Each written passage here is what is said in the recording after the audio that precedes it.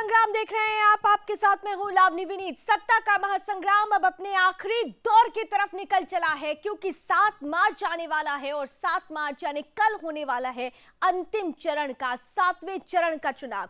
ये चुनाव कई मायने में दिलचस्प होने वाला है। ये चरण इस मायने में भी दिलचस्प है क्योंकि एक तरफ तो 7वां चरण निर्णायक भूमिका निभाता है उन तमाम बड़ी राजनीतिक दलों के लिए जो अपने अपने दावे, अपने अपने वायदे जनता के बीच में रखते आ रहे हैं। लेकिन यही वो 7वां चरण है जो इन बड़े पार्टियों के साथ, इन बड़े राजनीतिक दलों के साथ जुड़े हुए वो छोटे दल जो आने वाले समय में, आने वाले चरण में किंग मेकर की भूमिका निभाने वाले हैं, उनके लिए भी ये बड़ी अग्नि परीक्षा का वक्त होगा। ज्यादातर जो छोटे दल हैं उनकी सीट इसी 7वें चरण में आ रही है और ऐसे में ये कहा जा रहा है कि क्या इस बार छोटे दल ही बड़ा कमाल करने वाले हैं, क्योंकि 2014 के पहले अगर देखा जाए तो परिस्थितियां बिल्कुल उलट थी। कुछ राष्ट्रीय पार्टियां थी तो क्षेत्रीय स्तर पर भी उस क्षेत्र की कुछ बड़ी पार्टियां थी, राज्य की पार्टियां थी।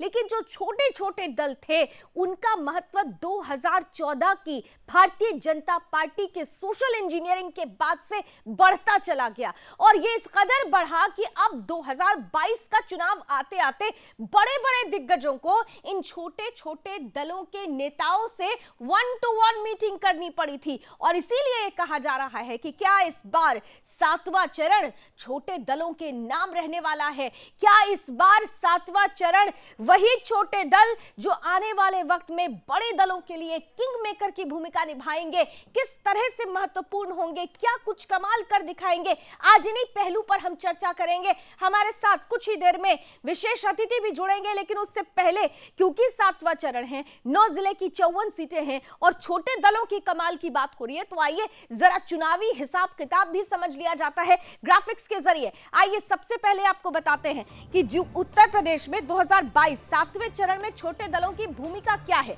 तो देखिए, सबसे पहले आती है निषाद पार्टी। गठबंधन बीजेपी के साथ है। कुल सीटें, जितनी सीटों पर वो लड़ रही हैं, 16 सीटों पर लड़ रही हैं और इन 16 में से 7वें चरण की 4 सीटों पर मतदान होना है 7 मार्च को। अब आ जाते हैं दूसरी तरफ, अपना दल गठबंधन भारतीय जनता पार्टी के साथ है। कुल अगर देखें तो 17 सीटों पर अपना दल चुनावी मैदान में ताल ठोकती नजर आई है और इन 17 में से 7वें चरण में 4 सीटें ऐसी हैं जिस पर 7वें चरण में चुनाव होने वाला है।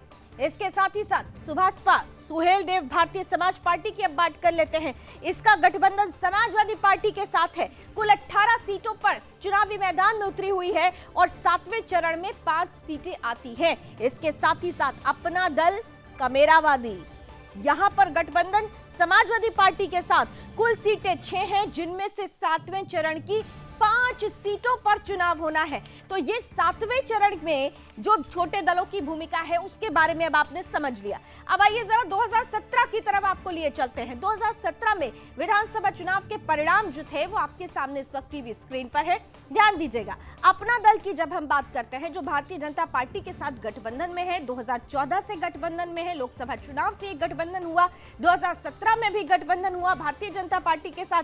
कुल 11 सीटों पर चुनाव लड़े थे, जिनमें से 9 सीटों पर जीत हासिल की थी और इन 9 सीटों में जिस पर 2017 में जीत हासिल की थी, उन 9 सीटों में की 4 सीटें इस बार 7वें चरण में 2022 में इन पर चुनाव संपन्न होने वाला है। वहीं सुभाषपा की बात कर लेते हैं। 2017 में बीजेपी के साथ मिलकर चुनावी मैदान में ताल ठोका था सुभाषपा ने।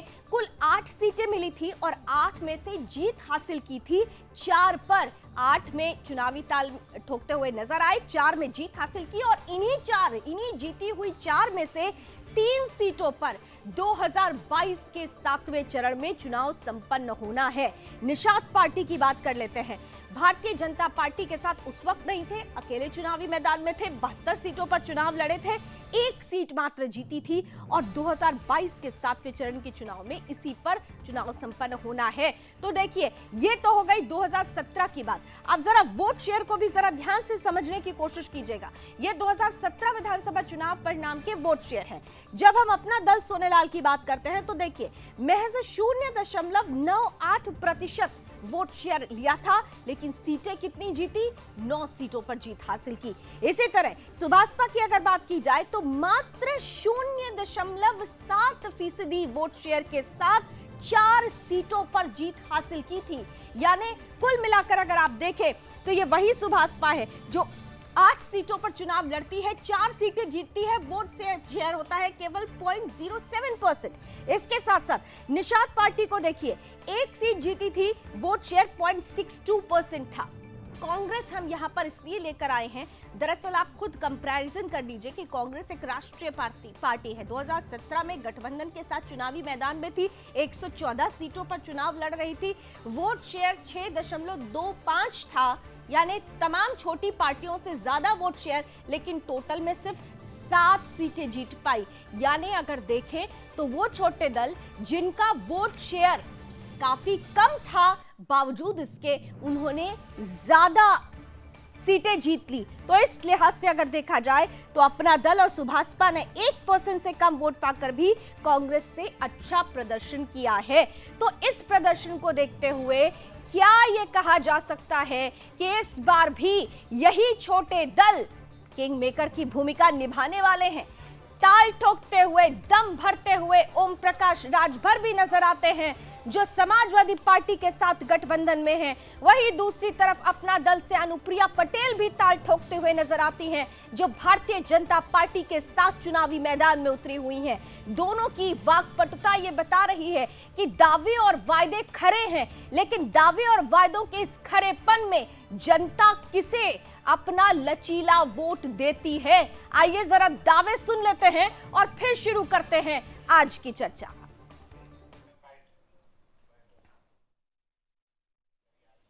तो पूरे उत्तर प्रदेश में जा रही हूँ, माननीय मुख्यमंत्री जी पूरे उत्तर प्रदेश में जा रहे हैं। हमने उत्तर प्रदेश के जनमानस का उल्लास देखा है, उनका अभूतपूर्व विश्वास और जोश देखा है, और इसलिए मैं पूरे यकीन के साथ कह रही हूँ और पूरे जिम्मेदारी के साथ कह रही हूँ कि एनडीए गठबंधन के पक्ष में पहले चरण से जो बयार चलनी शुरू हुई थी, आज 7वें चरण तक आते आते वो तूफान बन चुकी है। और ये तूफान किसी के रोके रुकने वाला नहीं है। 10 मार्च को केवल औपचारिक घोषणा होना बाकी है। उत्तर प्रदेश के मतदाताओं ने तय कर लिया है कि जब 10 मार्च को नतीजे आएंगे तो एनडीए का गठबंधन, अपना दल भारतीय जनता पार्टी निषाद पार्टी का गठबंधन सुपर हीरो बन के निकलेगा, और समाजवादी पार्टी का गठबंधन बड़ा वाला जीरो बनकर निकलेगा। इसमें किसी प्रकार का कोई संदेह नहीं रह गया है। 10 मार्च को 10 बजे गाना बजेगा कि मेरे अंगने में तुम्हारा क्या, जोर से बोलिए, मेरे अंगने में तुम्हारा क्या। और दूसरा गाना बजेगा, चल सन्यासी मंदिर में। इसी बात के और आइए इसी के साथ 3 खास अतिथि हमारे साथ जुड़ चुके हैं, विशेष अतिथि हमारे साथ जुड़ चुके हैं। जरा पैनलिस्ट को स्क्रीन पर लेकर आए। स्वागत करती हूँ। मेरे साथ आज इस पैनल का हिस्सा बन रहे हैं समाजवादी पार्टी का पक्ष रखने के लिए सत्येंद्र यादव जी, बहुत बहुत स्वागत। साथ ही साथ हमारे साथ बीजेपी का पक्ष रखने के लिए जुड़ रहे हैं दिनेश सिंह जी, बहुत स्वागत। और हमारे साथ जाने माने पॉलिटिकल एक्सपर्ट हैं और वरिष्ठ पत्रकार भी हैं, राहुल लाल जी भी इस पैनल का हिस्सा है। राहुल जी, आपका भी बहुत बहुत स्वागत। मैं शुरुआत दिनेश सिंह जी आपके साथ करना चाहती हूँ। देखिए, छोटे दल बड़े कमाल के, बड़े घाव कर जाते हैं ये वोट बैंक के लिहाज से, और यही वजह रही कि हमने देखा कि छोटे दलों से मिलने के लिए बड़े बड़े नेताओं ने 1-to-1 मीटिंग की। और देखिए, यही छोटा दल है, आपको चैलेंज कर रहा है 10 तारीख को चल सन्यासी मंदिर में। अभी ओम प्रकाश राजभर को आपने सुना भी नहीं? 10 तारीख बिल्कुल। अभी हम ओम प्रकाश राजभर को सुना हमने, अनुप्रिया पटेल जी को भी आपने सुनाया कि देखिए, कुछ ऐसे दल हैं जो अवसरवादी हैं। कल वो किसी के साथ होते हैं, कल किसी के साथ होते हैं। अगर पिछले चुनाव में भी आप देखिए तो जो संन्यास लेने की बात कर रहे थे, जिनको कह रहे हैं कि मंदिर में चले जाएंगे, संन्यास ले लेंगे, ये कब आए अस्तित्व में? जब ये भारतीय जनता पार्टी के साथ गठबंधन में आए तब इन्होंने सीटें जीती। इसके पहले इनका क्या हाल था? इसलिए राजभर जी को बिल्कुल कह रहे हैं कि जनता ने क्या तय कर दिया है। बाकी 6 फेज में तय किया और 7वें में कर देगी कि मेरे अंगने में तुम्हारा क्या काम है। जो वो गीत सुना रहे थे वो अपने लिए सुना रहे हैं। और जहां तक बात सन्यासी और योगी की है तो निश्चित तौर पर सन्यासी की आवश्यकता है। और 6 चरणों के मतदान में जनता ने सुनिश्चित कर दिया है कि इस प्रदेश को सिर्फ और सिर्फ सन्यासी और योगी ही चला सकता है। इनके बस की बात नहीं है। ये तो 10 तारीख के बाद भाग जाएंगे। आप सुन लीजिए, लाओ लीजिए, 10 तारीख के बाद समाजवादी पार्टी के साथ रहने वाले लोग नहीं है। इसके पहले भी चुनाव लड़े थे। और भारतीय जनता पार्टी गठबंधन में जो भी दल है, चाहे वो अपना दल हो चाहे निषाद पार्टी है, इनके साथ हम पहले से मिलकर चुनाव लड़ते रहे हैं। और हमारी पिछली बार भी आपने देखा था। और 5वें चरण में ही उत्तर प्रदेश में विजय श्री किसके हाथ में लगेगी, देश की जनता ने तय कर दिया है। भारतीय जनता पार्टी की जो हवा पश्चिम से शुरू हुई थी लेकिन पहले चरण में, लेकिन दिनेश जी, ठीक है, आपके दावे जैसे आपके दावे हैं वैसे दूसरी विपक्षी पार्टियों के भी दावे हैं। लेकिन इसमें कोई दो राय नहीं है कि अगर हम राजभर, ओम प्रकाश राजभर की बात करते हैं तो जो बीता इतिहास रहा है ये देखा गया है कि उन्होंने जिस तरफ रुख किया है जीत का हाथी उस तरफ घूमा है। क्या इस बार आपको नहीं लगता कि एक चुनौती जरूर उन्होंने आपको दे दी ऐसा करके? ये होता है कि आप किसके साथ, जब 1 और 1 जुड़ जाते हैं तो 11 बन जाते हैं। लेकिन अब 0-1 के साथ आप जुड़ेंगे तो एक ही बनेंगे ना। जुड़े किसके साथ हैं? राजभर जब भारतीय जनता पार्टी के साथ जुड़ेंगे तो फिर क्या होगा? जी किसके साथ आप जा रहे हैं? आप दाहिनी तरफ जुड़ने जा रहे हैं? ठीक है, सत्येंद्र जी जवाब दे रहे हैं आपकी बात का। दाहिनी तरफ जुड़ेंगे तो सत्येंद्र यादव जवाब दीजिए, जवाब दीजिए सत्येंद्र यादव। देखिए ऐसा है कि ये यहाँ आके कॉलम में मेढक की तरह फूल के चले जाएंगे थोड़ी देर, लेकिन हकीकत ये है कि ये मेढक की तरह फूलते रहे, अपने मुंह मियां मिट्ठू बनते रहे। सरकार माननीय अखिलेश यादव के नेतृत्व में प्रचंड बहुमत के साथ अगर किसी टीवी में हिम्मत सपने देखने से आपको कोई रोक रहा है क्या? पूरे देश से उत्तर प्रदेश यही राजभर समाजवादी पार्टी को गुंडे कहते थे, गुंडों की पार्टी कहते थे। में भर भर के वोट डालने के लिए अपने घर पहुंचे हैं। उनका चरित्र, आपका चरित्र बदल जाएगा। अरे ये कौन बीच में बोल रहा है भाई? चुनावी मेढक आप लोग हैं, आप लोग चुनावी मेढक। दिनेश जी एक सेकंड जरा उनको पूरा पहला कमेंट पूरा कर ले दीजिए, फिर उसके बाद आप लोगों को आमने सामने करूंगी, मैं आमने सामने जरूर करूंगी। जरा पहला कमेंट पूरा कर लेने दीजिए। ठीक है, ठीक है सत्येंद्र जी पहला कमेंट पूरा कर लीजिए। एक मिनट, पहला कमेंट जल्दी से पूरा कर लीजिए सत्येंद्र जी। जब मैं सुन रहा होता हूँ और जब मैं बोल रहा होता हूँ तो दोनों को ध्यान से यही चरित्र है आपका? ये आपकी पार्टी का चरित्र है? आपके पास शब्दों की कमी है क्या? आपके पास शब्द है कि नहीं शब्द है? मैंने आपको कुछ इस तरह का कहा है, आपकी पार्टी को कहा? आपके पास शब्दों का अभाव है क्या? मैं चोरों के चरित्रों पे बात नहीं करना चाहता हूँ, इसलिए शांत रहे आप अपने चरित्र को बताइए, दूसरे के चरित्र को बताने की आवश्यकता आपसे नहीं सत्येंद्र जी। आप अपने पार्टी के चित्रण कीजिए और आपकी पार्टी का चरित्र चित्रण उत्तर प्रदेश की जनता ने बाखूबी देखा है। 17 के चुनाव देखा, 19 के चुनाव में भी देखा है। कहाँ है आप? मुंगेर के सपने देख रहे हैं, पता निकल गया है। आपको अच्छे से पता चल जाएगा। हम लोगों को पता चल गया है कि उत्तर प्रदेश की जनता किसके साथ है। आप लोकसभा के चुनाव में भी बता रहे थे। ऊपर से बजाय शोर अच्छा, कोटी तक चुरा ले गए और कह रहे हैं चोर मचाए शोर। चोरों को शर्म आती नहीं आती है। कोटी चोर कौन था? किसने कोटी चुराई थी? चलाने वाले बीच में चुराने वाले बताइए बात करने की, ये बात करते हर चीज का ऊपर से लेकर नीचे तक ABCD की परिभाषा सुना रहे। चोर जो है वो सर्टिफिकेट दे रहे हैं। अच्छा देखिए एक दूसरे पर आप लोग प्रहार कर रहे हैं। देखिए आप लोगों का प्रहार जो है ना, ये प्रहार जनता के प्रहार से बहुत कम है। जनता का प्रहार अभी होगा ना 10 मार्च को, सब पता चलेगा। चलिए ठीक है, आप दोनों को मैंने मौका दे दिया, फिर वापस आती हूँ आप लोगों के पास, लेकिन राहुल लाल जी के पास अब जरा जाती हूँ।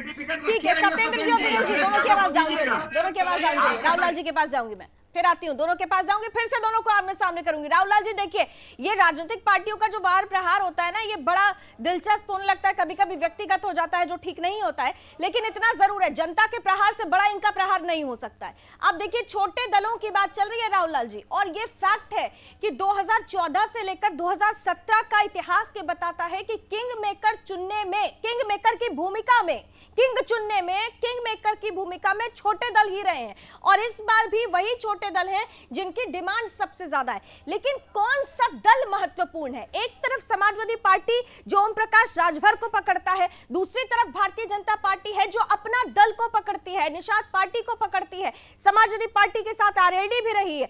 तो ऐसी परिस्थिति में क्या आपको लगता है कि जो 7वां चरण है, इन छोटे दलों की अग्नि परीक्षा ज्यादा बड़ी है वनस्पत बड़ी जो मेजर पार्टीज हैं उनके?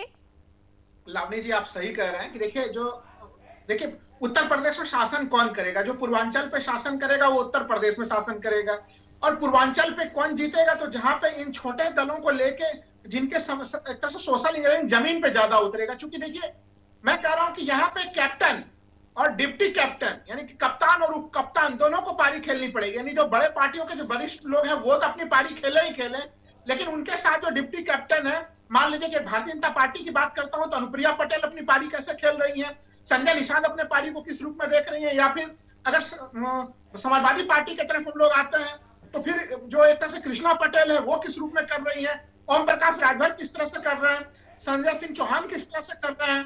तो ये तमाम जो छोटे छोटे दल है वो बड़े महत्व है, क्योंकि देखिए इनका वोट प्रतिशत जो आप बता रहे थे 50% जरूर कम है, लेकिन जहां पे ये हो रहा है उस क्षेत्र विशेष में इनके वोटों का स्ट्रेंथ काफी ज्यादा है, तो इसलिए सीट में कन्वर्ट हो जाता है। जैसे आपने बताया कि 25% के आसपास की सीटें देखिए उसकी कम हो जा रही है छोटे दलों के तुलना में। लेकिन जो आपका सवाल है कि कहीं कहीं मुझे लग रहा है कि भारतीय जनता पार्टी का जो सोशल इंजीनियरिंग खतरा में था कहीं कहीं इस बात में सिकुड़ गया है, और समाजवादी पार्टी ने इन छोटे दलों को ज्यादा अपने साथ जोड़ा है। तो जो छोटे दलों को जोड़ने के मामले में समाजवादी पार्टी लेकिन ये बात थोड़ा सा राहुल जी थोड़ा सा क्लियर कर दीजिए, फिर मैं अपने दोनों पॉलिटिकल मेहमानों के पास जाऊंगी। थोड़ा सा क्लियर कीजिए, आपने कहा कि जो सोशल इंजीनियरिंग 2017 में भारतीय जनता पार्टी ने की थी वही सोशल इंजीनियरिंग इस बार समाजवादी पार्टी कर रही है। तो मुझे जरा दो चीज समझाइएगा, क्योंकि जब हम सुभाषपा की बात करते हैं तो 6 ऐसे जिले हैं जहां पर उनका सीधा सीधा प्रभाव है, गाजीपुर, बलिया, मऊ, आजमगढ़, वाराणसी, अंबेडकर नगर, इनमें देखिए चुनाव भी होना है 7वें चरण में। यही अगर हम अपना दल की बात कर लेते हैं तो संख्या थोड़ी सी बढ़ जाती है, मिर्जापुर, काशी, सोनभद्र, प्रयागराज, श्रावस्ती, अंबेडकर नगर, प्रतापगढ़, सिद्धार्थनगर, बांदा, चित्रकूट। तो यहाँ पर हम देखिए परिस्थितियां के हिसाब से अगर देखें तो क्या आपको नहीं लगता कि भारतीय जनता पार्टी ने जो स्ट्रैटेजी अपनाई है वो स्ट्रैटेजी समाजवादी पार्टी की तुलना में ज्यादा बेहतर तरीके से थी? राजभर कोई इसमें कोई दो राय नहीं है कि एक इम्पैक्ट डालते हैं और जरूर डालते हैं। जी लावनी जी, आपको भूलना नहीं चाहिए कि देखिए अब जो अपना दल है वो टूट चुका है, तो इन्होंने भी तो अपना दल इस तरह से कमेराबाजी जो कृष्णा पटेल को लिया है वो भी उनको भी देखना पड़ेगा आपको। साथ ही साथ देखिए जो संजय निषाद को जोड़ा है उन्होंने, संजय निषाद को नुकसान कोई और नहीं पहुंचा रहे। संजय निषाद के वोटों में बंटवारा जो है कि वो बिहार में जो समाज भारतीय जनता पार्टी के एनडीए के घटक दल में शामिल है मुकेश सहनी वीआईपी पार्टी, वो वही नुकसान पहुंचा रहे हैं। तो देखिए उनके गठबंधन को डेंट अब अगर वो संभाल लेते हैं अगर उनको, तो वो स्थिति नहीं आती, जबकि अपना दल अब 2 हिस्से में टूट चुका है। तो और उसके प्रभाव हम लोग देख सकते हैं।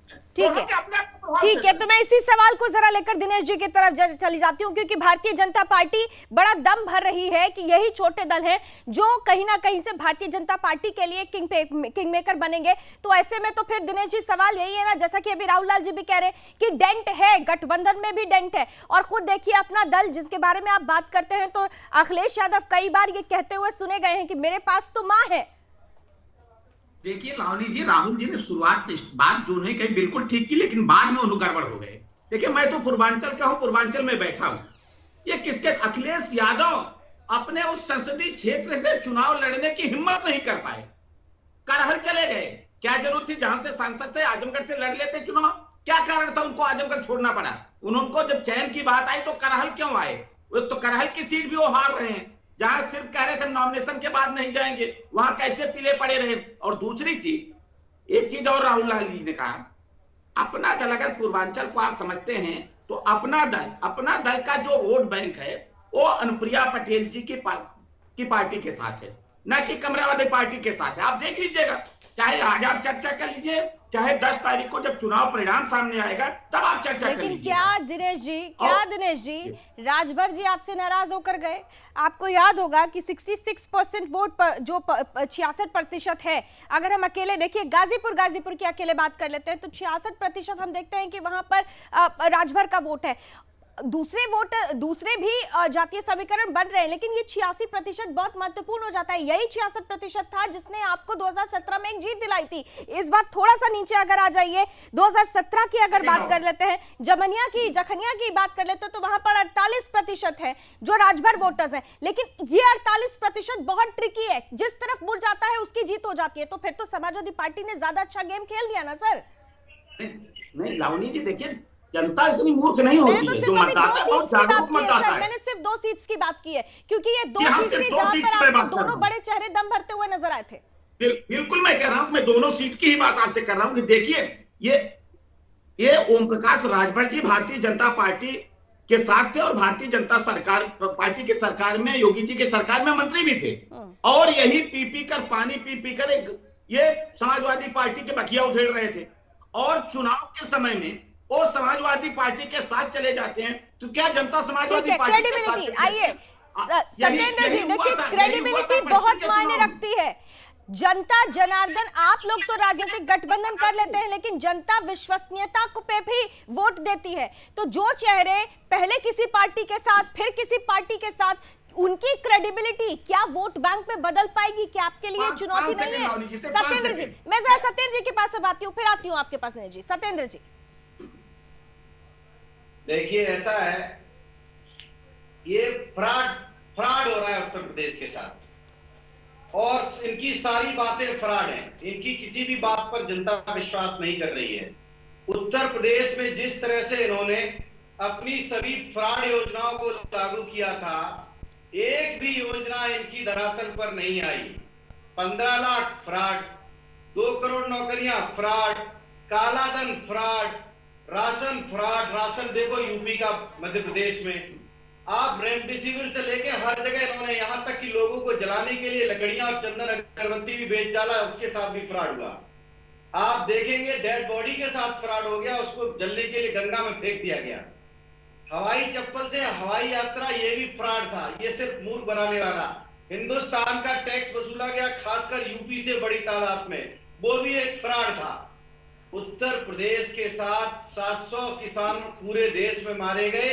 उन किसानों को लेकर जो यूपी को तमाम बातें बताई गई कि हम ये करेंगे वो करेंगे, और जब किसानों ने इनकी बात नहीं मानी, वो भी किसानों के साथ इतनी बड़ी चाल चली। सत्येंद्र यादव जी, मैंने दिनेश जी से भी ये सवाल किया था, आपसे भी सवाल कर रही हूँ। आप लोग परसेप्शन बैठाने की तो कोशिश करते हैं, लेकिन ठीक है, राजनीति में परसेप्शन का एक महत्वपूर्ण योगदान होता है, लेकिन इस परसेप्शन में क्रेडिबिलिटी होती है ना सर। क्रेडिबिलिटी, जिन चेहरों को लेकर आप चुनावी मैदान में हैं, जनता उनकी क्रेडिबिलिटी पर कैसे विश्वास कर ले? ये भी तो देखिए ना, विश्वसनीयता पर विश्वास, ये कहाँ है आपके साथ? अरे आप विश्वसनीयता की बात कर रही हैं? क्या उत्तर प्रदेश में इससे पहले आप ही ने सरकार बनवाई थी?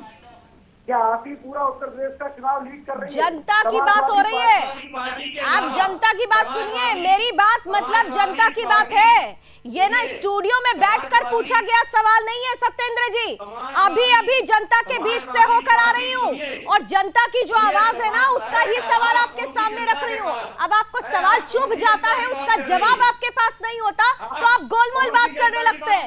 पहले आप क्लियर कर लीजिए, जनता जनार्दन सरकार बनाती है, ये स्टूडियो में बैठकर पूछा गया सवाल नहीं है, जनता के बीच से लाकर ये सवाल आपके सामने रखा है मैंने, और आपके अंदर हिम्मत है तो गोलमोल जवाब मत दीजिए, इस बात का जवाब दीजिए। विश्वसनीयता कहाँ है? इसी बात का जवाब दे रहे हैं। बताइए विश्वसनीयता कहाँ है? समाजवादी पार्टी के साथ है, और सुन लीजिए, 2 दिन 3 दिन की बात है, कल ये साबित हो जाएगा कि सरकार किसकी बनी है। चलिए, आपने दम भर दिया है। लास्ट 5 सेकंड राहुल कुछ कहना चाह रहे हैं, लास्ट 5 सेकंड राहुल जी, उसके बाद मैं समापन करती हूँ। मैं कह रहा हूँ कि अगर आप देखिए 2017 के नतीजों को भी अगर देखते हैं, जबकि मोदी लहर थी यहाँ पे, हम लोग जानते हैं प्रचंड बहुमत बीजेपी लाई, तब भी बाकी 17 में उनका स्ट्राइक रेट 80% था, लेकिन इस क्षेत्र में यानी 7वें चरण में स्ट्राइक रेट 60% था। तो इस क्षेत्र में आप देखिए कि चाहे बसपा का परिणाम हो चाहे समाजवादी पार्टी का, एक तरह से इन सबों के अच्छे खासे उन्होंने सीट प्राप्त की। स्ट्राइक रेट डिपेंड करता है, स्ट्राइक रेट डिपेंड कर रहा है सर, बैट्समैन पर भी डिपेंड करेगा। और यहाँ पर तो सभी पार्टियां कह रही हैं हमारे बैट्समैन में ज्यादा दम है, लेकिन पिच किसकी है, किसने फुल टॉस फेंका है, ये सब कुछ 10 मार्च को क्लियर हो जाएगा। थैंक यू सो मच, बहुत बहुत धन्यवाद, आप सभी ने हमें समय दिया। इतना जरूर है कि 7वां चरण जो अंतिम चरण है बहुत दिलचस्प होने वाला है और यही अंतिम चरण निर्णायक भूमिका निभाएगा। 10 मार्च को नतीजे किसके सिर पर बन रहा है सेहरा उत्तर प्रदेश का, नजर बनी रहेगी। फिलहाल सत्ता के महासंग्राम में अभी बस इतना ही। देश और दुनिया की तमाम खबरों के लिए आप जुड़े रहिए सुदर्शन न्यूज के साथ। जय हिंद।